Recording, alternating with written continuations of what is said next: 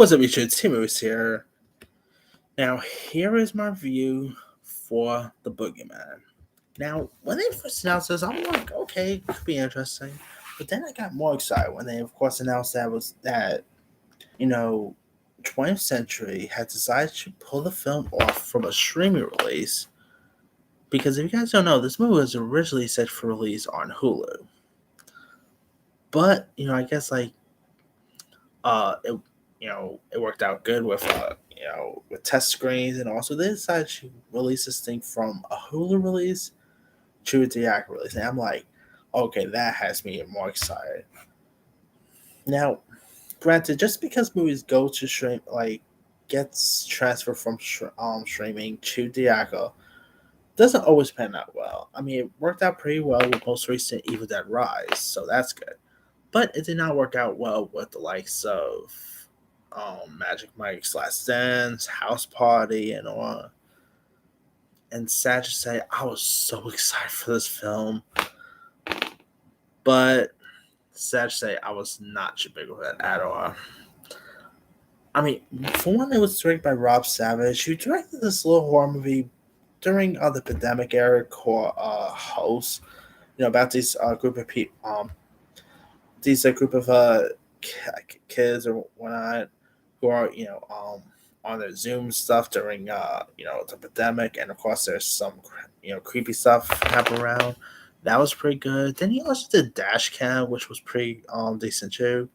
So I was like, okay, this could be really interesting. I was not really that scared of it.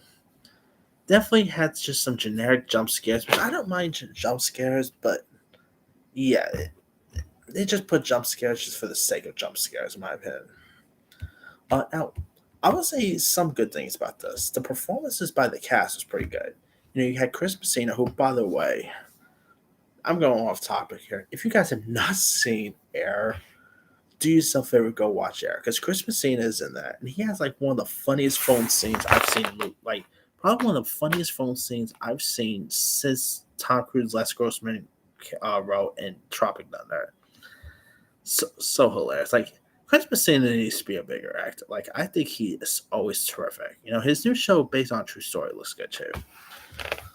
Anyway, Chris Messina was pretty good. You of course had young Princess Leia herself, Vivian Labour, who of course played young Leia on Obi-Wan. She was pretty decent. The girl from Yellow Jackets, Sophie Thatcher, was pretty good. You had David DeMarcolin. You had some good cast members in this. It just some of the dialogue I couldn't really get much. At times they got a little boring at times too. I'm like, okay, when is this creature gonna show up? Come on, just give us the creature. Yeah, it takes a while for the creature to actually show up. It takes more long time for this creature to show up than it did for Godzilla in that 2014 film. But yeah, I mean, I really wanted to like this film too. It's just it did not really do suit so well. There was it really did felt flat. It is based on a Stephen King short, which I like Stephen King adaptations.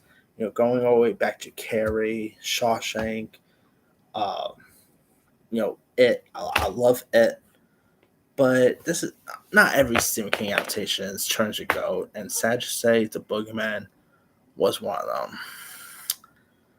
And yeah, I really wanted to like this movie too. I just couldn't get into it. The story felt flat. I mean, it's not the worst horror movie I've seen. It's nowhere near as bad as, let's say, Jeepers Creepers Reborn, or I don't know, The Bye Bye Men.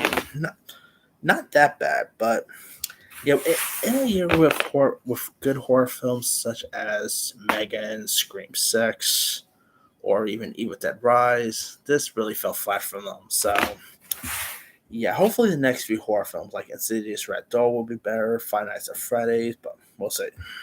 Because so far, this year has been great for horror, but not every horror movie this year is going to be a hit. But yeah. Anyway, let me let you guys.